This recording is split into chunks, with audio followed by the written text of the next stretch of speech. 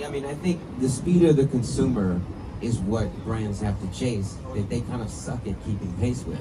That's why they keep it simple.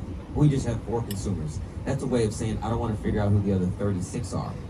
So that will never change. But the reality is the consumer choice has proliferated. There's so many options.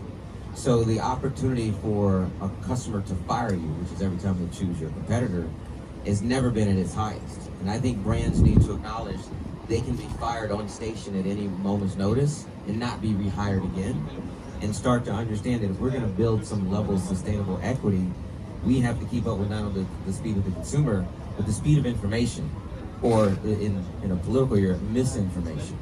And I think that's the proxy that brands need to start looking at as a North Star, and how do we keep pace with that? And to the point you made earlier about getting back out in space, almost in a large language model ethnography, and get back to studying people and why we do the things that we do. Because the consumer is always signaling that AI is kind of the first technology at scale that can keep up with all the ways which a consumer is signaling. And I think that's one of the big promises of cognitive, is having an engine who can start picking up and computing all these signals that brands can now mathematically pursue.